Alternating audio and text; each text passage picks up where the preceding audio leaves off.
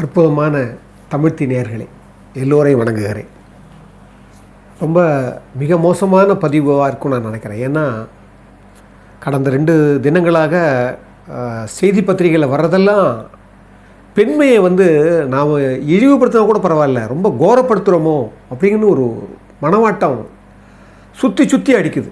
தூக்கம் வரல. இந்த பொது வெளியில் சமூகத்தில் பெண்களுடைய நிலை இப்போவே இப்படி இருக்குன்னா போக போக என்ன ஆக போகுது? இந்த சமூகம் கண்டுகொள்ளலையே, அரசு கண்டுகொள்ளலையே, இங்கே இருக்கிற எந்த ஊடகங்களும் இதை ஒரு செய்தியாக தான் சொல்லுதே தவிர அது ஒரு வழியாக யாருமே சொல்லலையேன்னு வேதனையில் தான் நான் பதிவிடுறேன். பாருங்கள், இப்போ சமீபத்தில் ஒரு 2 நாளைக்கு முன்னால் நினைக்கிறேன் நான், பார்த்தீங்கன்னா ராமேஸ்வரத்தில் பர்வதம்மாள் அந்த ஒரு அரசு பள்ளியில் ஷாலினின்னு ஒரு குழந்தை +2 படிக்குது. அந்த குழந்தை முதல் அந்த வகுப்பிலே பிரமாதமாக படிக்குது. அது நடந்து வரணும் வீட்டில் இருந்து. அங்கே ஒரு மீனவ சமுதாயத்தை சேர்ந்த ஒரு பையன், முனிராஜின்னு பேர், 21 வயசு அந்த பையனுக்கு. அந்த ஷாலினி குழந்தை +2 படிக்குது. தினமும் வரும்போது இவன் தினமும் ஃபாலோ பண்ணி வரான்.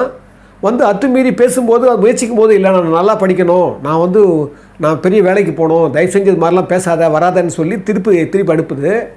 அதையும் மீறி ஒரு நாள் என்ன பண்ணுறான், இப்போ முந்தா நாள் அவன் என்ன பண்ணால் பின்னாலே தகராறு பண்ணியிருக்கிறான். பண்ணின உடனே மறுபடியும் சொல்லியிருக்குது. அது சொன்ன உடனே பாருங்கள், எனக்கு கிடைக்காத நீ யாருக்கும் கிடைக்கக்கூடாதுன்னு என்ன பண்ணுறான், பின்னால் ஒரு கத்தியை எடுத்து குத்துறான். சொல்கிறதுக்கே கேட்குறதுக்கே படிக்கும்போதே உயிர் பதவதைக்குது. பின்னால் குத்திய கத்தி அந்த குழந்தை என்ன பாடுபட்டுச்சோ, குத்தின கத்தி முன்பக்கம் வந்துடுச்சு. அப்படியும் மீண்டு ஓட முயற்சிக்குது. இவன் பின்னால் இன்னொரு கத்தி எடுத்து அந்த பையன் ஒரு மிருகம், அந்த ஒரு இந்த உலகத்திலேயே வாழக்கூடாத ஒரு மிருகம், இந்த மிருகத்தை விட மோசமான ஒரு மிருகம், இன்னொரு கத்தி எடுத்து அந்த குழந்தையை குத்துட்டு ஓடி போகிறான். அங்கே இருக்கவங்கலாம் பார்க்குறாங்க, கூப்பிட்டு போகிறாங்க, எடுத்து போகிறாங்க ஹாஸ்பிட்டலுக்கு. இறந்து போச்சு. பாருங்கள், +2 படிக்கிற ஒரு குழந்தைய நிலை பாருங்கள். எப்படி இது என்ன எடுத்துக்கிறது? நாம் காரணமாக, நம்ம சமூகம் காரணமாக, வளர்ப்பு காரணமாக, இந்த உலகத்துக்கு காரணமாக? அவன் போதையில் இருந்தானா அந்த பையன்? நான் அடிக்கடி சொல்கிறேன், போதை உலகமாக மாறி போச்சு இந்த தமிழ்நாடு.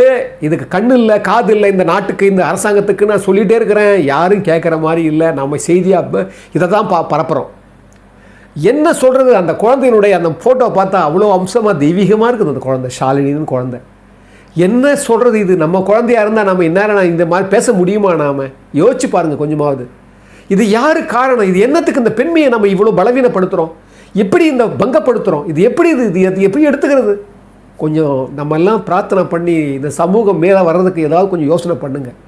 அந்த குடும்பம் எந்த நிலைமையில் இருக்குன்னு தெரியல. அதுக்கு பின்னால் எத்தனை பேர் அந்த பையன் சுட்டு கொண்டா என்ன பண்ணா என்ன உங்களுக்கெல்லாம் தெரியும். இது அடிக்கடி தினமும் நடக்குது. இப்போ சமீபத்தில் கூட 1 வருஷத்துக்கு முன்னால் இதோ பரங்கிமலை பக்கத்தில் உங்களுக்கு தெரியும், சொல்லியிருக்கேன் நான். அது கூட ஒரு வீடியோ போட்டிருந்தேன். தான் காதலிக்க மறுத்தான்ற ஒரே காரணத்துக்காக அந்த பெண் குழந்தையை தூக்கி வர்ற ட்ரெயினை தள்ளிட்டான் படுபாவி. ஒரு போலீஸு, ஒரு காவல் இருப்பு சேர்ந்தவங்க. உங்களுக்கு தெரியும் அதெல்லாம். எவ்வளவோ சொல்கிறோம், எவ்வளவோ பண்ணுறோம். இந்த அரசாங்கம் மற்ற விஷயங்கள் தமிழ்நாட்டிலே முன்னால் என்னையா மயிர் முன்னால், என்னையா பதக்குதியா? என்னையா ஒரு கவர்மெண்ட் இது? என்னையா பண்ணணும்? இது தினமும் நடக்குதுயா, தினமும் நடக்குது. நான் சொல்கிறேன், குற்றப்பத்திரிகையாக நடக்குது. என்னையா ஒரு ஆவணம் செய்யுங்கயா. ஒரு சமூகத்தில் இருக்கிற பெரியவங்களெல்லாம் கொண்டாந்து போட்டு ஒரு குழுவாக போட்டு இது என்னையா பண்ணலாம்? ஒரு பள்ளிக்கூடம் என்ன பண்ணலாம்? போதையத்தை ஒழிக்கலாம். போதையை ஒழிங்கயா. என்னையா பண்ணுறது? இது என்னையா செய்கிறது? ரொம்ப வருத்தமாக பேசுகிறேன் நான், ரொம்ப வருத்தமாக பேசுகிறேன். பார்த்தா முன்னாள் பார்த்துங்க, இந்த செங்கல்பட்டில் மதுராந்தகத்து பக்கத்தில் அந்த பாருங்கள், அது கோராமியாக இருக்குது. அது கேட்டால் 4 மாதத்துக்கு முன்னால் தான் 2 இன்டர்காஸ்ட் மேரேஜ். அது பார்த்தீங்கன்னா அந்த பையன் பேர் சரணு, அந்த பொண்ணு பேர் மதுமிதா. 4 மாதம் முன்னால் தான் கல்யாணம் ஆயிருக்குது. பார்த்தீங்கன்னா 2 சமூகத்தையும் எதிர்த்து தான் கல்யாணம் பண்ணியிருக்கிறாங்க. ஆனால் பண்ண பிறகு 4 மாதம் கூட ஆகலை. அதுக்குள்ளே பார்த்தீங்கன்னா அந்த பொண்ணு ஏதோ இன்ஸ்டாகிராமில் அவருடைய ஃப்ரெண்டுடைய கணவனுடைய ஃப்ரெண்டும் கூட ஏதோ பேசியிருந்தா, எப்போ பார்த்தாலும் பேசியிருந்தான்னு சொல்லி இவனுக்கு பிடிக்காமல் என்ன பண்ணால், வா கோயிலுக்கு போகலான்னு சொல்லி கொண்டு போய் காட்டு வழியாக போய் ஒரு கோயிலுக்கு பக்கத்தில் கொண்டு போய் ஒரு கோழி அறுக்கிற மாதிரி அறுத்து போட்டான் கமநாட்டி. என்னையா நடக்குது? இது என்னையா தேசம் இது? நாமெல்லாம் இது மண்மூடி போகக்கூடாதா? இது மண்மூடி போகக்கூடாதா? ஏன் நாமெல்லாம் வாழணும்? என்னையா நடக்குது? எப்போ பார்த்தாலும் பெண்கள் அவதிப்பட்டால் இந்த பெண்களுக்கு என்னையா நிலை இருக்குது? நாமெல்லாம் என்னத்துக்கு ஏன் நம்ம சோறு தின்னணும்? யோசிச்சு பாருங்கள். ரொம்ப மோசமான ஒரு நிலையில் இந்த நாடும், இந்த கவர்மெண்ட்டும், இந்த சமூகமும் இருந்தால் இது எங்கேயா போய் உருப்பட போகுது இந்த சமூகம்? பாருங்கய்யா, இதில் தான் நான் சொல்ல வந்தேன். திரு எம்ஜிஆர் அவர்களோட பண்புகளை நான் ஏன் சொல்லிட்டு இருக்கிறேன்னா, பெண்மை எந்த அளவுக்கு மதிச்சாரு சொல்ல போகிறேன். பாருங்கள், உங்களுக்கு தெரியுமோ தெரியாது. உங்களுக்கு வந்து கேரளாவில் அவர் இந்த கோயம்புத்தூரில் கேரளா போகும்போதெல்லாம் கோயம்புத்தூர் போய் தான் போகணும். அப்போ அந்த கோயம்புத்தூரில் சுந்தரவேல்னு ஒருத்தர் இருந்தார். அவர் யாரான்னா ராயல் தேட்டர் ஓனர். அவங்க அப்பா காலத்திலேயே வந்து ராயல் இந்து ரெஸ்டாரண்ட்னு சொல்லி ஆறுன்னு சொல்லுவாங்களாம். அந்த மாதிரி வந்து அந்த காலம் அவங்க அப்பா காலம் சுந்தரவேலு, ரத்னவேலு, சண்முகவேலு, இன்னொரு மாணிக்கவேலுன்னு 4 பேர் அவங்க சகோதரர்கள்.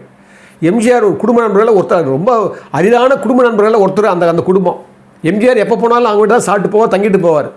அந்த மாதிரி ஒரு முறை பாருங்கள், ஒரு பெண்மையை எப்படி மதிக்கிறாரு, எப்படி பண்ணுறாருன்னு சொல்ல போகிறேன். எம்ஜிஆர் என்ன பண்ணுறாரு, அங்கே இருந்து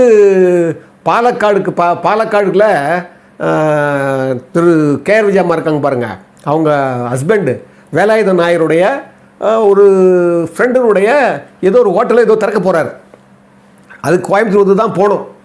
இவர் கோயம்புத்தூர் வந்துட்டார். இந்த சுந்தரவேல் சொன்ன பாருங்கள், குடும்ப நண்பர், அந்த ராயல் தேட்டருடைய ஓனர், அவர் என்ன பண்ணுறாரு, அவர் வீட்டு தான் வந்து இப்போ அவர் தான் போய் பிக்கப் பண்ண போகிறாரு. அப்போ எம்ஜிஆர் பெருசாக சிஎம் ஆகலன்னு நினைக்கிறேன். இவர் என்ன பண்ணுறாரு, போய் பிக்கப் பண்ணிட்டு வராரு. வரும்போது காலை நேரமாக பீளமேடு வழியாக தான் வரணுமா. அந்த பீளமேடு வழியாக வரும்போது காலை நேரத்தில் ஒரு சர்க்கஸ் காட்டிங் தான் ஒரு குழந்தை, ஒரு பெண் குழந்தை. நல்லா கவனிங்க, சர்க்கஸ் காட்டிங் தான் பார்த்துட்டாரா எம்ஜிஆர். உடனே காரை ஓரமாக நிறுத்த சொல்லி அவங்கள கூப்பிடலை, எம்ஜிஆரே இறங்கி கொண்டு போய் அந்த குழந்தைகிட்ட அப்போ அந்த காலத்தில் 100 ரூபாய் கொடுத்துட்டு தட்டி கொடுத்துட்டு இவர் போகிறார். அதை எழுதுறாரு சுந்தரவேலு. என்ன இப்படி பண்ணுறீங்களேன்னு சொல்லி இப்படி பார்க்குறாராம், சொல்கிறாராம், நாமளே அவங்கள ஊக்கப்படுத்தலாம் எப்படி பாருங்கள். கலைக்கு ஒரு மரியாதை மட்டும் இல்லை, ஒரு பெண் குழந்தை ஒரு சர்க்கஸ் ஆடுது. கிட்டத்தட்ட இது என்ன 65, 60, 64 தான் இருக்கும்னு நான் நினைக்கிறேன். ஏன்னா அது காலம் குறிப்பிடலை. அதை பார்த்த உடனே பாருங்கள், அவர் சொல்கிறாரு, இறங்கி அது சுந்தரவேலை கொடுத்துட்டு வாங்கன்னு சொல்லலாம், இல்லை அந்த குழந்தையை கூப்பிட்டு அருகில் சொல்லலாம். இவரே இறங்கி போய் மரியாதை செலுத்தினார்ன்றது தான் அதில் முக்கியமானது.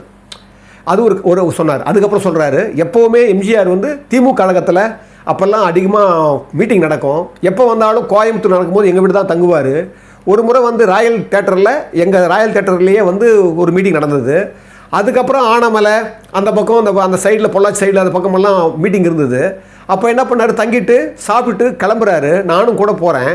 போனால் ஒரு மேடையில் பயங்கர கூட்டமாக எம்ஜிஆர் வராருன்னு சொல்லி போகிறாராம். மேடைக்கு வழியில் போகும்போதே பார்த்தா ஏகப்பட்ட பெண்கள் கூட்டம். அது இடையில கார் போகும்போது எம்ஜிஆர் பார்த்துக்கிட்டே வராராம். ஒரு வயதான புதுமை பாட்டி வந்து என்ன பண்ணி சிக்கிங்கிட்டு இருக்குதான். இதை பார்த்துட்டாராம் எம்ஜிஆர். உடனே என்ன பண்ணாராம், நேராக இறங்கி பார்க்குறாரு. பார்த்தவங்க மாலை போடுறாங்க. அதை கவனிச்சிட்டார் எம்ஜிஆர். உடனே அந்த கூட்டத்துக்கு உள்ளே போய் அந்த வயதான மூதாட்டியை பார்த்து அவங்கள கை பிடிச்சி இழுத்துக்கின்னு வந்து வெளியே விட்டுட்டு அந்த அம்மாவுக்கு தன் கழுத்தில் இந்த மாலையை போட்டுட்டு தான் மேடை ஏறினாராம். சொல்கிறார் அவர். அதாவது அவர் கவனிச்சிட்டே போவாராம் எம்ஜிஆர். யாருமே என்ன பண்ணுறாங்க, எப்படி ஏதாவது இது மாதிரி வயசானவங்க இருக்காங்களா பார்க்குறாங்களா சொல்லிட்டு ஒன்று ஒன்று இந்த பெண்மையை எப்படி மதிக்கிறார் பார். 2 3வது ஒன்று சொல்கிறார், சங்கே முழங்கு கணவன், இந்த மதுரை மீட்ட சுந்தரபாண்டியெல்லாம் எடுத்து சடையப்ப செட்டியாரும் சரி, அவர் பெரிய ப்ரொடியூசர். அவங்க ஊரில் அவங்க மகளுக்கு கல்யாணமா. அப்போ எம்ஜிஆர் வந்திருக்கிறாரு, சிஎம்ஐ இல்லை அவர் முன்னால். அப்போ வந்து அவர் மகளுக்கு கல்யாணம் போது எம்ஜிஆர் அவங்க வீட்லேயே போயிருக்காரு. அப்போ என்ன சாப்பிட்டுட்டு என்ன பண்ணியிருக்காங்க, மேலே சீட் ஆடுவாங்களாம். அப்போ இவர் சீட் ஆடுத்த மும்முரமாக ஆட்டுருக்காராம் எம்ஜிஆர். அந்த குழுவெல்லாம் ஆட்டுக்கிறாங்களாம். அப்போ சுந்தரவேல் போட தான் இருக்கிறார். அவர் உடனே சொல்கிறாராம், பார்க்குறாரு, அப்படியே வேடிக்கை பார்த்துருந்தாராம். பார்த்து இப்படி எட்டி பார்க்குறாராம் மாடி மேலேருந்து. பெண்கள் எல்லாம் எம்ஜிஆர் வந்துட்டாருன்னு சொன்ன உடனே பெண்கள் எல்லாம் பார்க்கணுன்னு ஆசைப்பட்றாங்களாம். இதை சொல்லிட்டாராம் சுந்தரவேல். அது மாதிரி உங்களை பார்க்க எல்லாம் வராங்கன்னு சொன்ன உடனே எம்ஜிஆர் உடனே அவங்களாம் வர சொல்லுங்க மேலே. நல்லா கவனிங்க, அவர் இருக்கிற இருப்புக்கு அவருக்கு கீழே போய் சொல்லியிருக்கலாம். அவர் கீழே போய் பார்த்துட்டு பேசிட்டு மேலே வந்திருக்கலாம். நல்லா கவனிங்க, இதுதான் நான் மரியாதைன்னு சொல்கிறேன். ஒரு சர்க்கஸ் நடக்கும்போது எம்ஜிஆர் அவங்க அந்த குழந்தைய கூட்டு பண்ணியிருக்கலாம். பாருங்கள், இவர் போகிறாரு. இங்கேயும் பாருங்கள், இவர் போகிறாரு கீழே. இப்போ நம்ம என்ன பண்ணுவோம், நம்ம சாதாரணமாக இங்கே மேலெல்லாம் ஆடிட்டு இருக்காங்க, சீட்டாக கூட ஒரு மாதிரி தானே. அப்போ நம்ம என்ன பண்ணுவோம், இருங்க சொல்லிட்டு கீழே போகலாம். ஆனால் என்ன பண்ணாராம் எம்ஜிஆர், அவங்களால மேலே வர சொல்லுங்கள். மேலே வர சொல்கிறாராம். மேலே வர சொல்கிறது சொல்லி சொன்னாராம். அந்த என் கண்ணாடி கருப்பு கண்ணாடி கொடுங்க, வேகமாக எடுக்க சொல்கிறாராம். அந்த கருப்பு கண்ணாடி எடுத்து கொடுத்த உடனே போட்டுக்கிட்டாராம். வந்த உடனே எல்லோரும் பார்த்தாங்களாம். பேசி மரியாதையாக பேசி வழி அனுப்பிச்சு வச்சுட்டாராம். வழி அனுப்பிச்சு வச்சுட்ட பிறகு சுந்தரவேலை பொறுக்க முடியாமல் கேட்டாராம், ஆமாம் நீங்கள் எதுக்கு நீங்கள் அந்த வேகமாக அந்த கருப்பு கண்ணாடி போடுறீங்க அப்படின்னு கேட்டாராம். அது ஒரு பெரிய ரகசியம்னாராம். அவர் சொல்கிறாரு சுந்தரவேலு, எவ்வளோ பெரிய உளவியல் ரகசியம் சொல்கிறாரு பாருங்கள் எம்ஜிஆர்னு சொல்லி சொல்கிறாரு.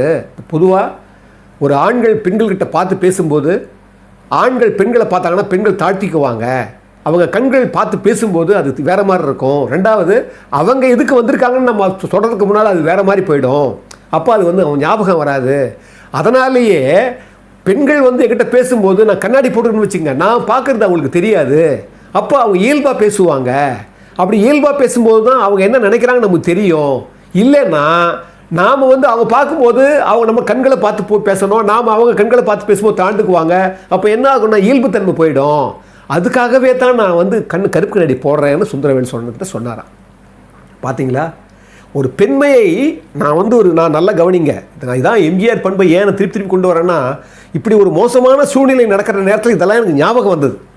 ஒரு பெண்மையை எவ்வளவோ இருக்கு சொல்லிகிட்டே போகலாம். பெண்மையை ஒன்றுமில்லை, 42 வருஷத்துக்கு பின்னால் எம்ஜிஆர் சிஎம் ஆகிட்ட பிறகு சொல்கிறேன் நான். 42 வருஷத்துக்கு பின்னால் சதானந்தவதி அம்மா வந்து இறந்து 42 வருஷத்துக்கு பின்னால் போகிறாரு. 1982 83 தெரியல, ஏன்னா 60 இறந்துட்டாங்க அந்த அம்மா. அதுக்கப்புறம் கேரளாவுக்கு போகிறாரு, 84 நினைக்கிறேன், கரெக்ட் 84 போகிறாரு. அந்த வீட்டுக்கு அவன் குடியிருந்த வீட்டுக்கு போகிறாரு. போனால் அந்த படுக்கறைக்கு உள்ளே போய் தேம்பி தேம்பி அழுதாராம் எம்ஜிஆர். தேம்பி தேம்பி அழுதாராம் 42 வருஷத்துக்கு பின்னால். ஞாபகம் வச்சுங்க எவ்வளவு அந்த ஈரம் இருக்கும் பாருங்கள் மனசுக்குள்ளே. அதாவது தன்னுடைய வாழ்ந்துட்டு போயிட்டாங்க, இப்போ வேற லெவலில் இருக்கிறோம். அப்போ கூட அந்த பெண்மையை மதித்தவர் எம்ஜிஆர். அதனால தான் நான் திருப்பி திருப்பி பெண்மைன்னு ஏன் சொல்கிறேன்னா, அதனால தான் அவருடைய அரச கட்டளை சொல்லுவார், இடை என்னும் கொடியாட நடமாடிவா, குழல் இசை கொஞ்சி நீ விளையாட நீ ஆடிவா, தடை மீறி போராட சதிராடிவா, செந்தமிழே நீ பகை வென்று முடிசூடிவா, ஆடிவா, செந்தமிழே நீ பகை வென்று முடிசூடிவான்னு பெண்மையை சரோஜதேவி அம்மா வருவாங்க. அப்படி கும்பிட்டுக்கிட்டே அந்த அந்த அந்த பாவனையை காட்டுவார் எம்ஜிஆர். செந்தமிழே நீ படைவென்று முடிசூடிவா அப்படின்வாங்க. அப்போ என்னென்னா, பெண்மையை மதிக்காத வரைக்கும் இந்த சமூகம் உருப்படாது. பெண்மையை மதிக்கணும், என்ன பண்ணணும், நாம் என்ன செய்யணும், சமூகம் என்ன செய்யணும்னு கொஞ்சம் யோசனை பண்ணணும்னு சொல்லி பிரார்த்தனை பண்ணித்தான் இந்த பதிவை நான் முடிக்கிறேன். அற்புதமான தமிழ்த்தி நேயர்களே, உங்கள் எல்லோரை வணங்குவதில் நான் பெருமகிழ்ச்சி கொள்கிறேன். இந்த தமிழ்த்தி ஏதோ பணம் சம்பாதிக்கணும், இல்லை அது வந்து இந்த யூடியூப் மூலமாக நாம் வந்து வருமானம் பெறணுன்ற எண்ணமே எனக்கு கிடையவே கிடையாது. என்னுடைய தொழிலே வேறு. ஆனால் அந்த தொழில் கொஞ்சம் முடக்கமாக இருந்ததால் இந்த நேரத்தில் இந்த மாதிரி ஒரு பகிர்தலில் எனக்கு அவ்வளோ சந்தோஷமாக இருக்குது. ஏன்னா நல்லவர்களை பற்றியும் நல்லவங்களை பற்றியும் நல்ல செயல்களை பற்றியும் தர்மத்தை பற்றியும் சத்தியத்தை பற்றியும் உண்மையை பற்றியும் நல்ல இந்த உலகத்தினுடைய சிறந்தவர்களை பற்றியும் தான் நான் வந்து இதை பதிவு பண்ணணும்னு ஆசைப்பட்றேன். அந்த வகையில் புரட்சித் தலைவர் மக்கள் திலகம் எம்ஜிஆரை பற்றி பேசுவதில் நான் உண்மையிலேயே மகிழ்ச்சி கொள்கிறேன். அதுவே எனக்கு பெரிய வருமானம் தான். ஏன்னா அதை விட ஒரு வருமானம் கிடைக்க போகிறது இருந்தாலும் இந்த மாதிரி ஒரு தமிழ்த்தியில் பல்கி பெருகணுன்றதுக்காக, இன்னும் நிறைய விஷயங்கள் சேர்க்கணுன்றதுக்காக ஒரு கடினமான சூழ்நிலையில் நாங்கள் இதை வந்து இந்த மாதிரி இதை பண்ணுறதால இது வருமானம் கொடுக்குற ஒரு சேனல் கிடையாது. எனவே உங்களால் முடிந்ததுன்னா உங்கள் அன்பையும் உங்கள் உதவியையும் நீங்கள் இந்த கீழே இருக்கிற இந்த நம்பரில் நீங்கள் செஞ்சீங்கன்னா இன்னும் மேலும் மேலும் எங்களுக்கு பெரிய வலுவும் பெரிய நம்பிக்கையும் பெரிய உற்சாகமும் கிடைக்கும்னு சொல்லி இதுவரைக்கும் உதவினவங்களையும் இனிமேல் உதவ போகிறவங்களையும் நாங்கள் மனதார இதயபூர்வமாக வணங்குகிறேன்னு சொல்லி இந்த அற்புதமான நேரத்தில் நன்றி சொல்லிக்கிறேன்.